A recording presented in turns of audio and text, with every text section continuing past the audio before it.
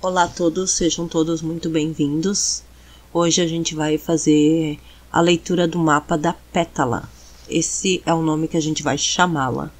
A gente vai ver algumas partes interessantes do mapa. Antes de começar a leitura do mapa, eu quero deixar o convite para todos entrarem no grupo do WhatsApp, onde a gente vai ter uma mensagem de oráculo todos os dias, de segunda a sexta. O link vai ficar aqui na descrição do vídeo. E se você se identificar com algum aspecto do mapa da Pétala ou alguma coisa interessante, comenta para que todos possamos saber, para que a gente possa acompanhar.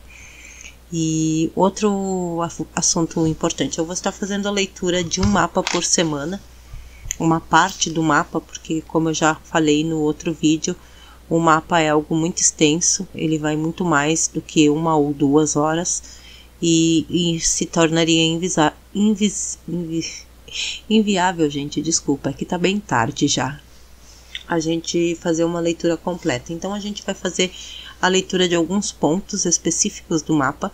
Não podemos dizer que são os pontos mais importantes, porque o mapa como todo é muito importante, mas a gente vai fazer a leitura de alguns pontos. E quem quiser ver o seu mapa aqui no meu canal, me chama no WhatsApp e já envia a data de nascimento com hora, local de nascimento, para que eu deixe adicionado para ser um dos mapas a serem apresentados.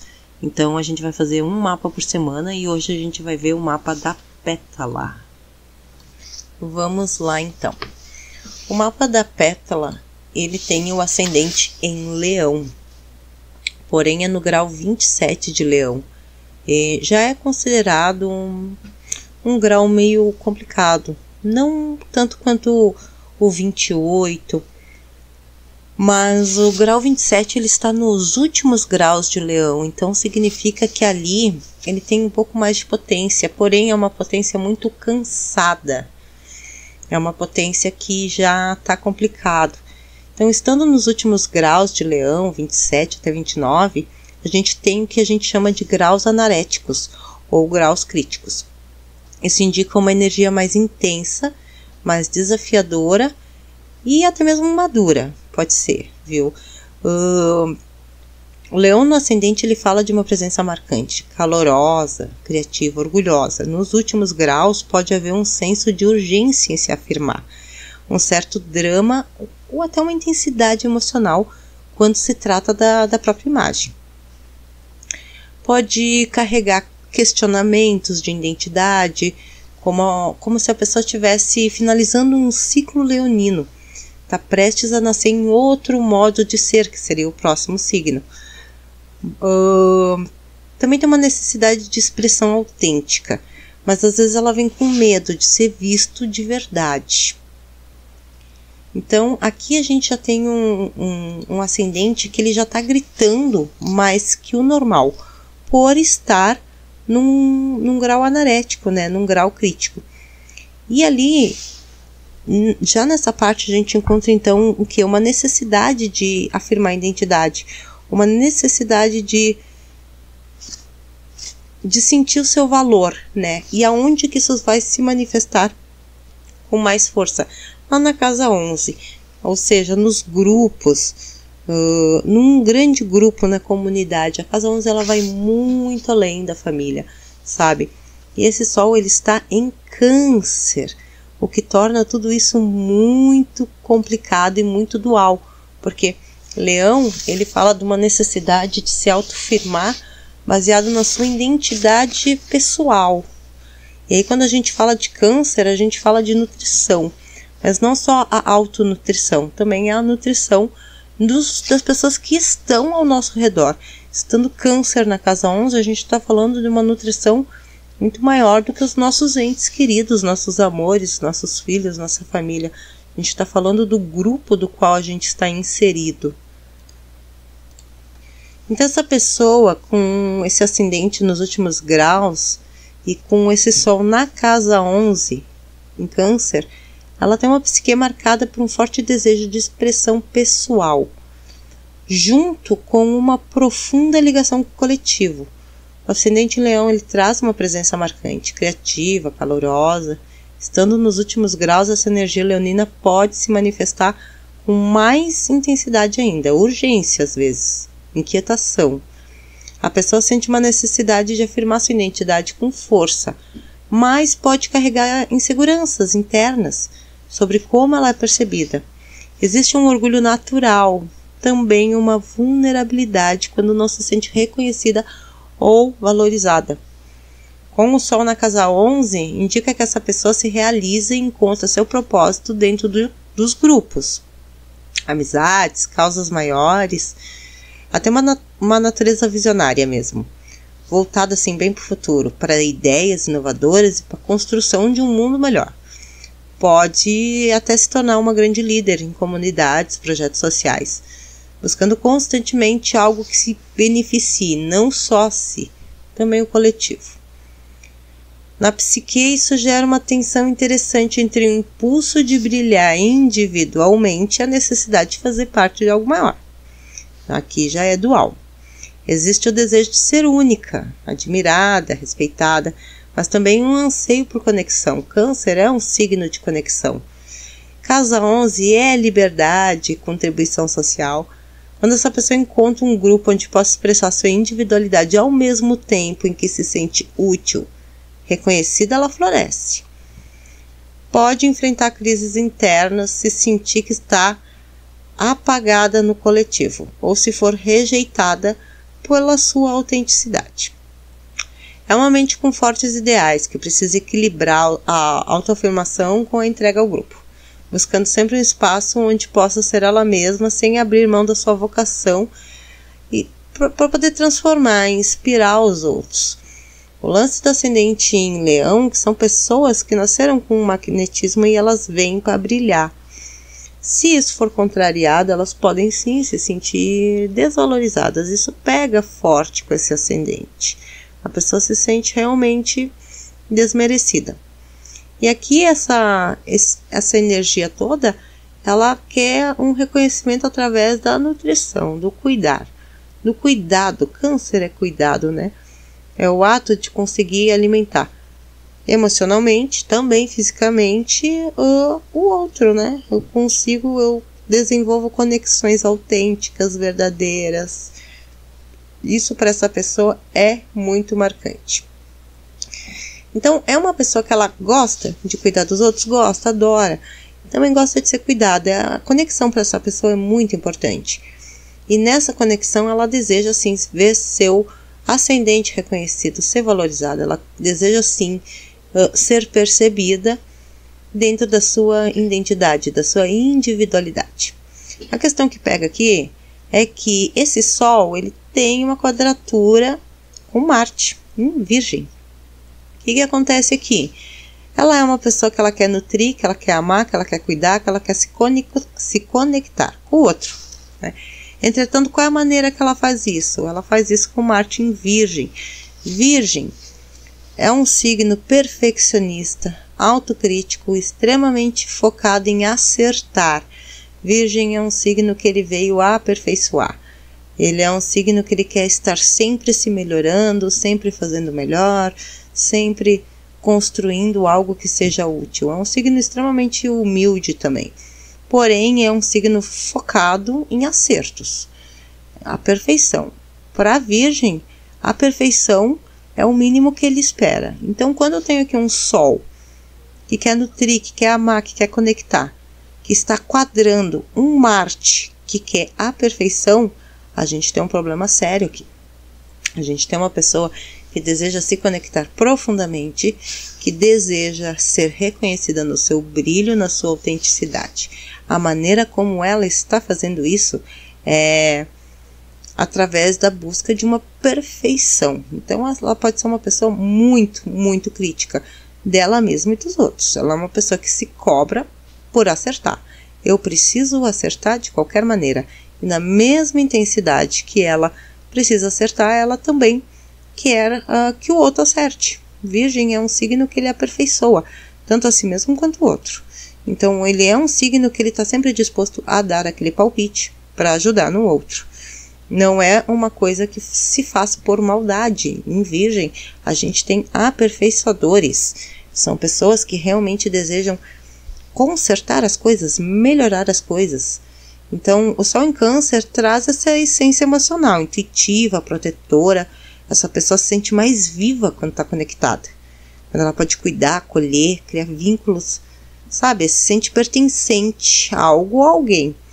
Existe essa ligação forte com o passado também. Família de sangue, família escolhida, com raízes.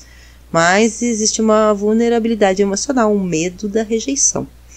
Ou de não ser compreendida. Pode ser grande também esse medo. Ela busca segurança afetiva, tá? Ela precisa se sentir nutrida e ao mesmo tempo necessária. Só que Marte, no grau 29, ele traz uma energia extremamente aguda, né? O grau 29 é anarético. É um grau muito complicado, como já falamos lá no ascendente. Indicando um ponto de tensão, intensidade, fechamento de ciclo dentro do signo. Marte em Virgem é naturalmente exigente. Ele é prático, ele é orientado para a eficiência, a correção e o detalhe. No grau 29, essas características se intensificam, podendo gerar impaciência, autocobrança e até exaustão. Como se a ação estivesse sempre no limite, tentando resolver tudo, organizar tudo, mas sem nunca achar que está bom o suficiente. Vamos lembrar que Virgem é o signo que procura aperfeiçoamento. Para Virgem, a perfeição é o mínimo, mas como sendo um signo muito autocrítico, ele nunca acha que encontrou a perfeição. Mesmo que as coisas estejam muito boas, ele sempre quer consertar. Uma quadratura entre esses dois planetas cria um conflito interno terrível. De um lado, a necessidade de acolher, sensibilidade, expressão, conexão. Do outro, é uma força crítica que exige controle, ordem, produtividade e ação prática. E precisa. A pessoa pode sentir que seus impulsos e ações, né, não estão em sintonia com a sua essência emocional. Ela pode se cobrar demais, sentir que nunca faz o suficiente. Ela é uma pessoa que pode sentir que está sempre em débito com alguém ou alguma coisa. Ou que está sempre entre agir força ou se retrair por insegurança. Porque ela pode vir a se retrair sim, por desejar a perfeição sim, não alcançar a perfeição. Ela faz o quê? Se retrai e se esconde. Que é uma coisa muito comum no signo de Câncer. Na psique, isso pode se manifestar com irritação reprimida, conflito com figura de autoridade ou família, dificuldade em se autoafirmar, sem se sentir culpado, uma luta constante entre querer cuidar e querer ser eficiente, entre sentir e fazer. Pode haver raiva contida e que se expressa de forma passiva-agressiva, ou em momentos explosivos depois de muita contenção.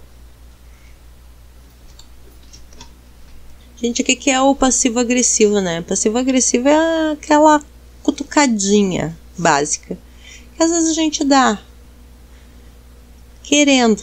Eu ia dizer sem querer, mas não é sem querer, querendo, sabe? Aquele comentário, às vezes, isso e aquilo. Principalmente quando a gente percebe que alguém não seguiu nossos bons conselhos.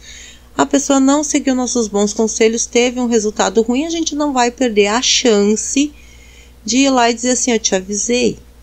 Isso é bem comum com o signo de Virgem. Então aqui ela pode se tornar bastante passiva-agressiva, pode receber bastante também. É uma pessoa que também quando recebe uma crítica fica para morrer. Porque a perfeição é o objetivo. E não estar na perfeição pode dar uma sensação de vergonha para essa pessoa. Então ao mesmo tempo que ela precisa se sentir muito conectada, né, amparada, família, ela também tem essa necessidade de ser eficiente. A eficiência é algo que ela precisa provar constantemente. E como que se prova a eficiência no signo de Virgem? Com a perfeição. Essa pessoa deseja ser perfeita. Entretanto, a perfeição não é uma opção para nós humanos. E por isso pode gerar muito sofrimento. Essa pessoa precisa aprender, então, a integração com sensibilidade. Aprender que não precisa ser perfeita para ser amada. Esse é o desafio. E que a sua força também pode estar no jeito cuidadoso, também emocional e profundo, no que faz as coisas. Então, ela direciona o foco para a maneira como ela faz as coisas e não para o resultado. Isso pode ser uma saída bem interessante para esta pessoa. As suas emoções não são obstáculos à eficiência, porque isso pode acontecer. A pessoa às vezes pode estar num limite de cansaço, de fadiga, com problemas, mas ainda assim ela quer ser eficiente. Isso pode se tornar extremamente cansativo. A grande necessidade aqui é encontrar uma forma de se autoafirmar com bastante gentileza, de agir sem se violentar emocionalmente, de reconhecer que a vulnerabilidade e a eficiência não se anulam. Eles podem coexistir e enriquecer o modo como ela se coloca no mundo. Tudo isso é um aprendizado muito interessante para quem tem esses aspectos e poderá tornar a vida muito mais vivida, né? Muito mais gratificante, onde essa pessoa, então, ela consegue integrar essas duas coisas, a necessidade de conectar-se aos outros com a necessidade de ser eficiente. Repara aqui também que a gente tem 3 planetinhas no ascendente, marcando a infância dessa pessoa, a chegada dela no mundo, né? Não estão bem na cúspide do ascendente, mas estão no ascendente. Então a gente tem aqui Plutão, Urano e Marte, para nos contar um pouquinho de como pode ter sido. Então uma pessoa com Plutão e Urano em conjunção no ascendente provavelmente teve uma infância marcada. Instabilidade, intensidade, são assuntos bem fortes aqui. Sensação constante de que precisava estar alerta ou no controle. E isso explica essa necessidade de eficiência. É uma pessoa que provavelmente sentiu que precisava sempre estar em alerta e sempre no controle. Por que no controle? Porque quem está no controle não é surpreendido. Então, essa instabilidade, essa intensidade pode ter sido marcada por várias surpresas desagradáveis durante a infância. Essa configuração planetária imprime no início da vida uma carga emocional e psíquica muito poderosa, como se desde muito cedo ela tivesse que lidar com forças maiores que ela, que a forçaram a crescer rápido, a amadurecer rápido, se proteger e se transformar. O Plutão no ascendente indica uma criança como a criança percebia o mundo, como um lugar profundo, denso e muitas vezes bem ameaçador. Assim que a criança pode enxergar o mundo com Plutão no ascendente, onde ela precisava desenvolver estratégias de defesa. Claro que isso é um processo inconsciente, né, gente? A criança não vai lá arquitetar conscientemente o quanto ela precisa se proteger do seu ambiente. Isso não vai acontecer. Mas ela vai criando mentalmente, no seu psicológico, no seu inconsciente, essa defesa. Ela sente que ela precisa sempre estar atenta, sempre estar ligada, sempre estar se protegendo, porque a qualquer momento alguma coisa pode vir a acontecer. E é a qualquer momento porque temos Urano ali, né? Urano garante o a qualquer momento. Plutão é um negócio mais denso, mais demorado, mais lento, porém bem mais forte, bem mais... Mas o Urano, ele garante a instabilidade completa. Pode ter tido experiências de perda, de controle, manipulação emocional. Essa pessoa provavelmente sentia tudo com muita intensidade. Captava tudo por baixo da superfície dos adultos ao redor e se moldava para sobreviver. Como que funciona isso? Então, né, gente?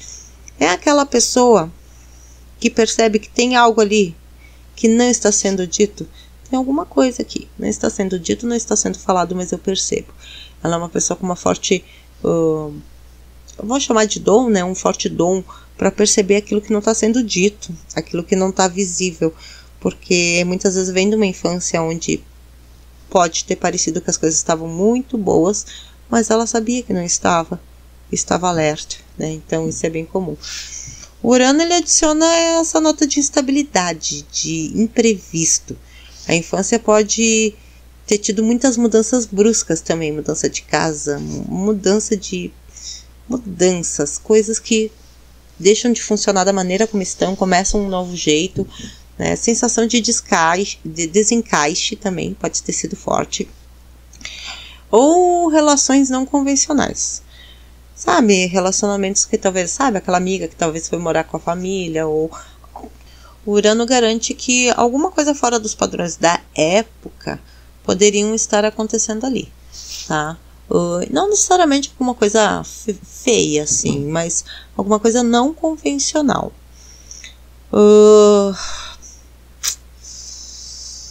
Urano, desde cedo, ele pede uma liberdade, autenticidade, movimento.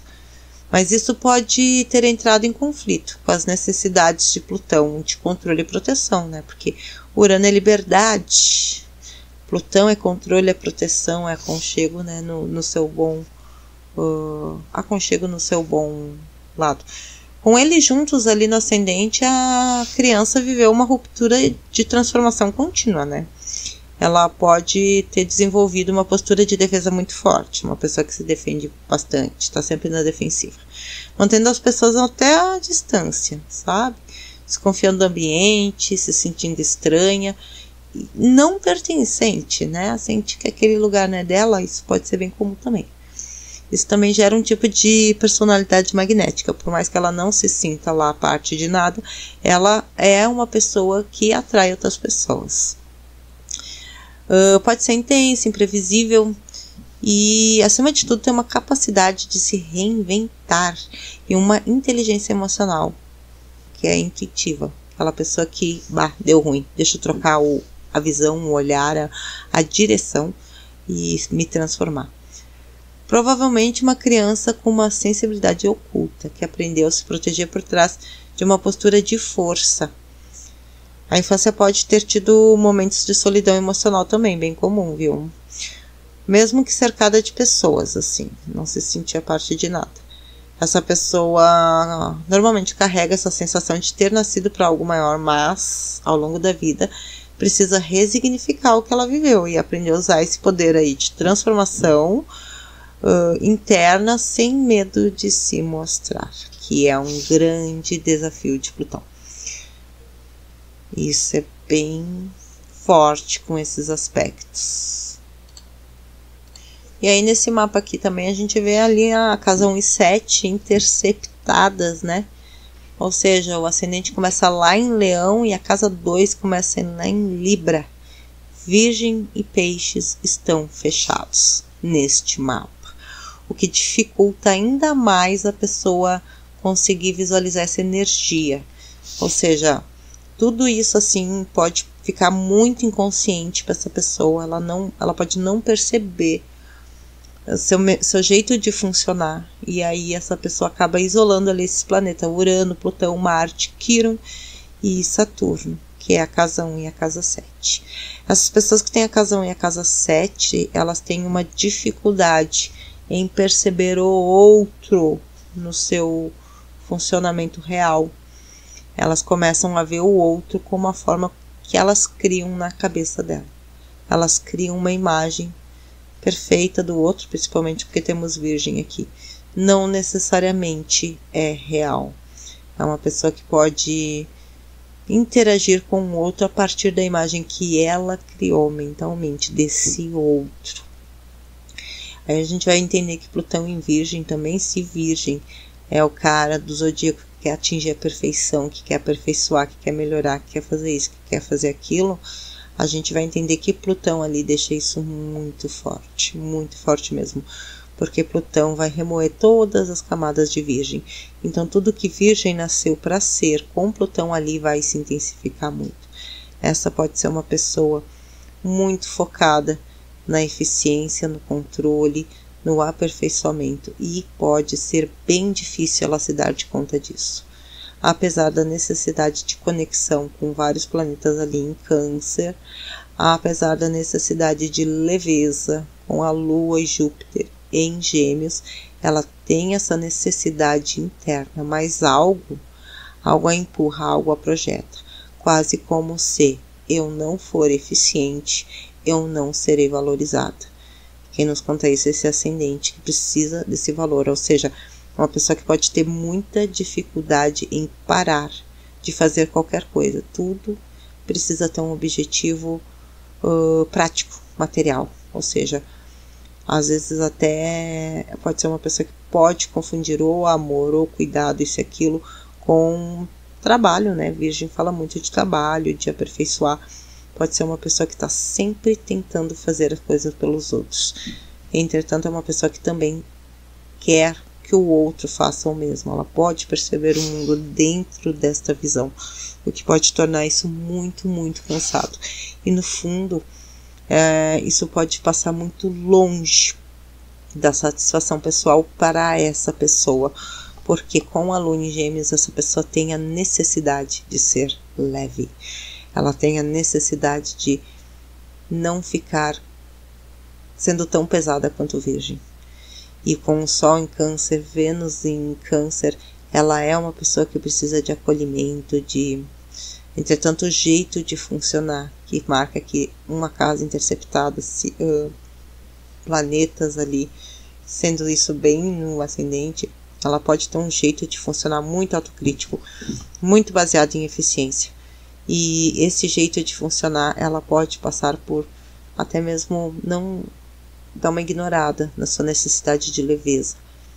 É uma pessoa que precisa aprender a soltar o controle. E aí, se a gente pensar, né, nesse Marte em Virgem, né, ele tem uma psique voltada para ação precisa. Aqui é ação mesmo. É uma ação precisa, detalhada, prática. Essa pessoa age com foco, estratégia e eficiência.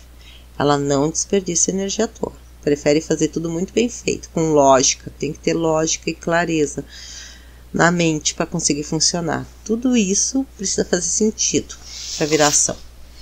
Existe esse impulso de servir, né? Voltando a falar aqui, Virgem não é um signo de orgulho, é um signo muito humilde. Então, em Virgem a gente tem essa coisa de servir, de ser útil, e muitas vezes a energia vital está diretamente ligada ao trabalho, à rotina, à sensação de produtividade. Esse pode ser um lugar onde ela sente que consegue fazer as coisas conforme a sua essência.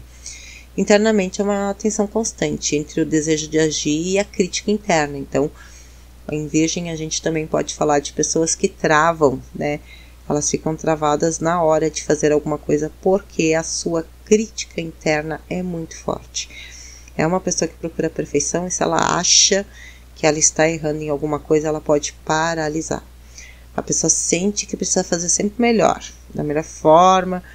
Não pode ter atraso, não pode ter dúvida, não pode ter autocobrança aí, sabe? E aí ela pode travar nesses pensamentos. A raiva que pode aparecer, porque como ela é uma pessoa que procura a perfeição, quando ela se dá de conta de algo não está do jeito que ela quer, ela pode acabar com raiva, e é uma raiva recolhida, que ela não demonstra. Ela pode acumular muita raiva com isso, sabe? E aí ela pode se tornar bastante sarcástica com isso também, que é o agressivo e passivo. Esse posicionamento é uma pessoa que não costuma explodir, mas quando explode é certeiro. Esse Marte ele tem um desejo de controle sobre todos os detalhes da vida. Essa pessoa quer que tudo funcione, cada peça esteja em seu lugar, e isso pode dar muita ansiedade. Especialmente se ela sente que não está fazendo o suficiente, que é uma coisa bem comum em Virgem também. Ou que os outros não estão seguindo aquele padrão de exigência dessa pessoa. Ela pode ficar muito irritada com isso. Afinal de contas, Virgem quer a perfeição. Ele quer a perfeição para que todo mundo fique bem. E a partir desse momento, se ela percebe que o outro não está seguindo aquele padrão que ela considera que vai levar ao resultado mais eficiente, isso pode gerar muita raiva. Muita raiva mesmo.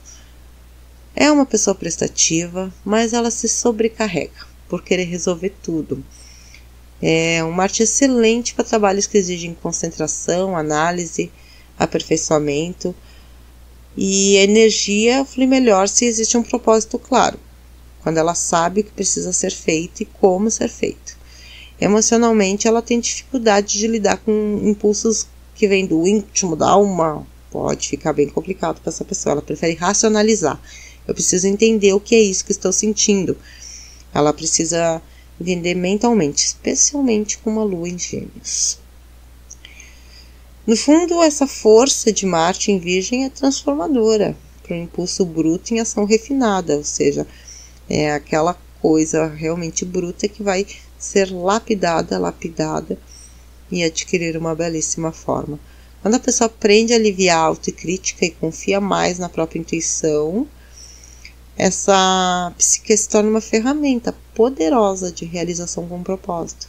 Ou seja, quando ela para de desejar somente a perfeição e vive o processo, ela pode conseguir resultados muito mais eficientes. Ela vai conseguir muito mais. Desde que ela se permita também errar no processo. Que Virgem não gosta de errar não, né? Não aceita os erros. Então, se permitindo errar, ela vai conseguir resultados melhores. E aí, se a gente for pensar lá na Lua, né? A Lua ainda está conjunta com Júpiter, tudo isso em Gêmeos. Isso é uma psique expansiva, ou seja, ela quer crescer. Curiosa também, grande necessidade de comunicação. Pessoa que gosta de conversar, de falar, mas tem que ser de forma leve. Né? Isso ali, quando a gente fala de Gêmeos, a gente sempre está falando de coisas muito leves. Gêmeos não é um signo que gosta de assuntos pesados. O que Virgem lá quer aperfeiçoar, resolver e consertar, não é a vibe de Gêmeos. Apesar deles terem o mesmo regente, Gêmeos gosta da leveza, da liberdade, de tudo isso. Essa pessoa, ela se sente através das ideias e pensa com o coração.